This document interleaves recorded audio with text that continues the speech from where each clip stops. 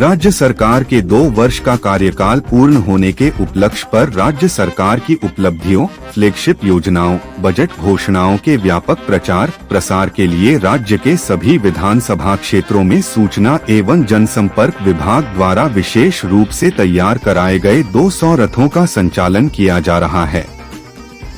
इसी क्रम में आज प्रभारी मंत्री जोराराम कुमावत ने बायतू एवं सिवाना विधानसभा के लिए विकास रथों को हरी झंडी दिखाकर रवाना किया। विकास रथों के माध्यम से अलग अलग विधानसभा क्षेत्रों में राज्य सरकार की 2 वर्षों की उपलब्धियों, फ्लैगशिप योजनाओं, नीतिगत सुधारों की जानकारी ऑडियो वीडियो के माध्यम से आमजन तक सहज और प्रभावी रूप से पहुंचाई जाएगी। उन्होंने निर्देश दिए कि सभी विकास रथों की जन भागीदारी के साथ रूट चार्ट के अनुसार यात्रा सुनिश्चित की जाए। नोडल अधिकारी यह सुनिश्चित करें कि विकास रथ की पहुंच विधानसभा क्षेत्रों के हर हिस्से तक सुनिश्चित हो। विकास रथों के साथ राज्य सरकार की विभागवार उपलब्धियों पर आधारित विकास पुस्तिकाओं सहित अन्य प्रचार सामग्री रहेगी। रथों के साथ एक सुझाव पेटिका भी रहेंगी जिसमें आमजन अपना फीडबैक और सुझाव दे सकते हैं। इसके पश्चात प्रेस वार्ता का आयोजन किया गया। इस दौरान जिला प्रभारी मंत्री ने बताया कि भजनलाल सरकार के कुशल नेतृत्व में राज्य सरकार ने प्रदेश में चहुमुखी विकास किया है। शिक्षा, सड़क, विद्युत, रोजगार, उद्योग, चिकित्सा हर क्षेत्र में राज्य सरकार ने नई ऊंचाइयों को छुआ है। युवाओं को रोजगार के नवीन अवसर उपलब्ध करवाने के साथ साथ पेपर लीक जैसी घटनाओं पर प्रभावी कार्यवाही की है। राइजिंग राजस्थान से राजस्थान में नए निवेश को आकर्षित किया है। प्रवासी राजस्थान कार्यक्रम आयोजित कर प्रवासी राजस्थानियों को निवेश के लिए प्रोत्साहित किया है।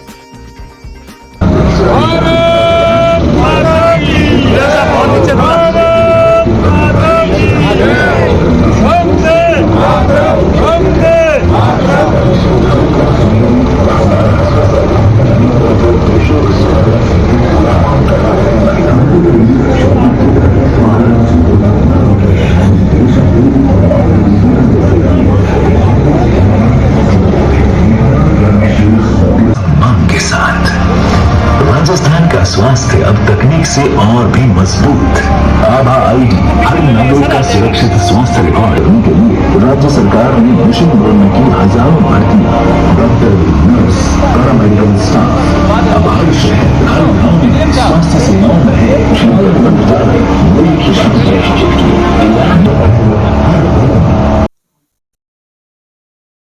आज की प्रेस वार्ता और सभी हमारे पत्रकार साथियों का स्वागत है, अभिनंदन है। प्रेस वार्ता में विराजमान हमारे सिवाना से लोकप्रिय विधायक अमित सिंह जी, पचपदरा से लोकप्रिय विधायक माननीय अरुण जी, जिला कलेक्टर महोदय, एसपी साहब और सभी अधिकारीगण। भारतीय जनता पार्टी की सरकार बने राजस्थान में 2 वर्ष हुए और 2 वर्ष के इस कार्यकाल में माननीय मुख्यमंत्री जी के नेतृत्व में, माननीय प्रधानमंत्री जी के नेतृत्व में भारतीय जनता पार्टी की सरकार ने अभूतपूर्व उपलब्धि हासिल की है। समाज के अंतिम छोर पे जो व्यक्ति बैठा है उनके उत्थान के लिए सरकार ने बहुत सारी योजनाएं बनाई है, जिसका लाभ समाज के अंतिम छोर पे व्यक्ति पर बैठा है उनको मिल रहा है। साथ ही साथ में किसानों के सशक्तिकरण के लिए, महिलाओं के सशक्तिकरण के लिए, युवाओं के सशक्तिकरण के लिए और गरीब उत्थान के लिए सरकार ने इस 2 साल के कार्यकाल में अभूतपूर्व काम किए। साथ ही साथ में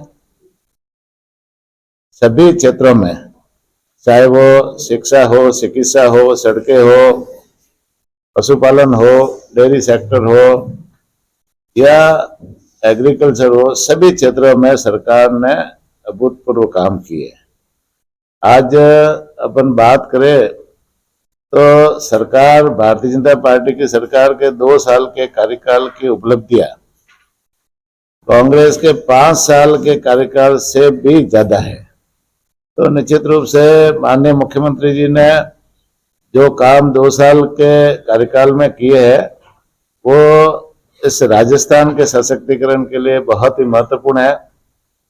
आज युवाओं को रोजगार देने की बात करें तो निश्चित रूप से पिछली सरकार ने युवाओं को रोजगार देने के लिए जो प्रयास ही नहीं किए, कई बार 17 से 18 बार भर्तियां पिछली सरकार ने निकाली, लेकिन उसमें से 15 बार भर्तियों में पेपर लीक हो गए।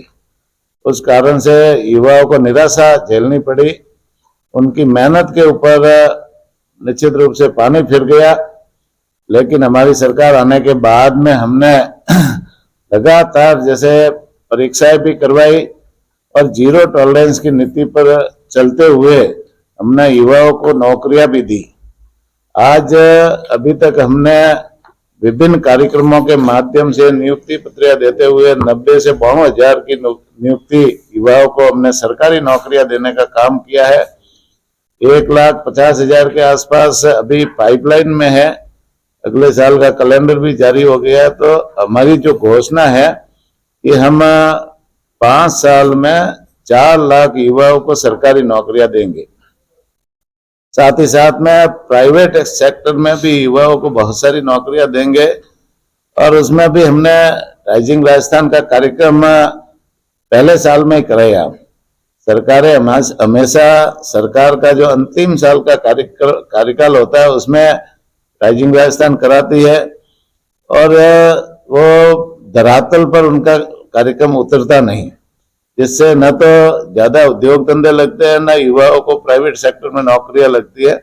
लेकिन हमारे दूरदर्शी सोच के मुख्यमंत्री जी माननीय भजन लाल जी ने इसको पहले ही साल में राइजिंग राजस्थान का कार्यक्रम कराया और 35 लाख करोड़ रुपए के MOU उसमें हुए, जिसमें सभी सेक्टर में, सौर ऊर्जा के क्षेत्र में, पवन ऊर्जा के क्षेत्र में, खनन के क्षेत्र में, पर्यटन के क्षेत्र में, डेयरी सेक्टर में, पशुपालन में, शिक्षा में, जितनी जिम्मेदारी सरकार की है उतनी जिम्मेदारी आम जन की भी है। ये जो पशु रोड पे घूमते हैं, गलियों में घूमते हैं, खेतों में जाकर के नुकसान करते हैं, उसके कोई न कोई मालिक है और उन मालिकों ने इसे निराश्रित छोड़ के रखा है। निश्चित रूप से देश में रहने वाले हर व्यक्ति को अपने अधिकार ध्यान है, लेकिन अपना कर्तव्य देश के प्रति क्या है वो उसको ध्यान नहीं, वो कर्तव्य को समझता ही नहीं। अधिकार सब जानते हैं कि मेरा अधिकार क्या है, मुझे मेरा हक क्या है, वो सारा सबको ध्यान है, लेकिन देश में रहने वाले व्यक्ति को अपने कर्तव्य है, देश के प्रति क्या कर्तव्य है, समाज के प्रति क्या कर्तव्य है, वो भी ध्यान रखना होगा। तभी जैसे ये देश आगे बढ़ेगा और समस्याओं का समाधान होगा। तो ये सारे के सारे पशु है या जो भी रोड पे घूमने वाले, उसके कोई न कोई मालिक है और मालिक है तो उनको थोड़ा बहुत कर्तव्यों का ध्यान रखते हुए उनको अपने घर में बांधना चाहिए, उनको घर में रख करके उनकी सेवा करनी चाहिए। ये तो मैं तो धन्यवाद दूंगा उन गौशाला संचालकों को कि वो कम से कम राजस्थान भर में 4,000 से ज्यादा गौशालाएं चला करके वो निराश्रित और बेसहारा और बीमार पशुओं की सेवा करने का काम करते हैं। साथ में हम सरकार भी 1,200 करोड़ रुपए की सरकारी अनुदान देकर के उन गौशालाओं को ताकत देने की सरकार भी काम करती है और दूसरी नई गौशाला खोलने के लिए अपने योजना चला रखी है। तो उनको भी धन्यवाद है, गौशाला वालों को, वो कम से कम सेवा कर रहे हैं। लेकिन जो पशुओं के या गोवंश के जो मालिक है वो उसमें जैसे सहयोग नहीं कर रहे हैं, वो उनको बेसहारा छोड़ करके अपने जो कर्तव्य नहीं निभा रहे हैं, उनसे भी मेरा हाथ जोड़कर निवेदन है कि वो भी कर्तव्य निभाए और जो है ना बेसहारा निराश्रित गोवंश को नहीं छोड़े। सर, रिफाइनरी डॉक्टर राजा साहब को सौगात देगी, अब तैयार है, बन रही है, आपके सामने बन रही है, नहीं हो जाएगी, तैयार ही है। पश्चिमी राजस्थान और बालोतरा जिले के लिए तो निश्चित रूप से बहुत ही बढ़िया एक अवसर है और यह अवसर लंबे समय तक इन जिलों को पश्चिमी राजस्थान के विकास में भी सहयोग मिलेगा और इसमें युवाओं को रोजगार भी मिल रहा है। अभी जैसे रिफाइनरी पूर्ण काम थोड़ा बहुत अधूरा है, उसको पूर्ण होने में महीने 2 महीने लगेंगे और बहुत जल्दी है इस रिफाइनरी का भी। पूर्व मुख्यमंत्री अशोक गहलोत ने भी डेयरी को लेकर भी एक्सपर्ट ट्वीट किया था। अधिकार है उनको करने का, अपन मना करें। अब पूर्व मुख्यमंत्री जी ट्वीट करते रहते हैं, उनके ट्वीट करने के आदी है। जब उनको अवसर मिला था 5 साल, तो उस समय तो उन्होंने जैसे जो करना था वो किया नहीं। राजस्थान की जनता उनकी तरफ देख रही थी और उनको राजस्थान में काम करना था, लेकिन वो सिर्फ अपनी कुर्सी की लड़ाई में लड़ते रहे, एक कुर्सी बचाने के चक्कर में, एक कुर्सी लेने के चक्कर में, और उसी लड़ाई में पूरा राजस्थान 5 साल पीछे चला गया।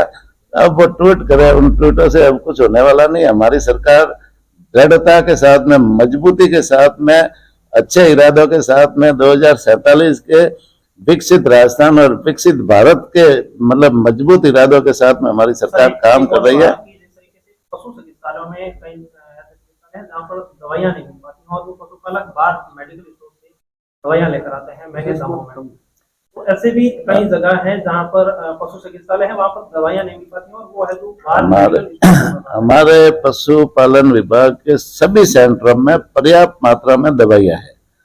ये क्या है कि जो पशुपालक प्राइवेट लोगों के झांसे में आते हैं और उन लोगों के चक्कर में आकर के वो दवाइयाँ प्राइवेट खरीदते हैं। मैं तो आम जन से, पशुपालकों से भी हाथ जोड़ करके निवेदन करना चाहूंगा कि हमारे सब सेंटरों में पर्याप्त मात्रा में दवाइयाँ है, सब तरह की दवाइयाँ है। आप लोग उन प्राइवेट वालों के चक्कर में नहीं आए। हमारी दवाइयाँ है ना, जो वैक्सीनेशन करते हैं, बीमारी से पहले वैक्सीनेशन करते हैं, उसका असर होता है। वो प्राइवेट वाले दवाइयाँ देते हैं, वो भले हजारों की संख्या में पैसे ले लेते होंगे, लेकिन उसका असर नहीं होगा, क्योंकि जब बीमारी फैलती है उससे पहले वैक्सीनेशन कराओगे तो उसका इलाज होगा। बीमारी फैलने के बाद में आप वैक्सीनेशन कराओगे, उल्टे उस पशु की मौत हो जाएगी। तो ये क्या है कि जैसे मतलब वो प्राइवेट वालों के चक्कर में पशुपालक नहीं आए, हमारे सेंटर में सब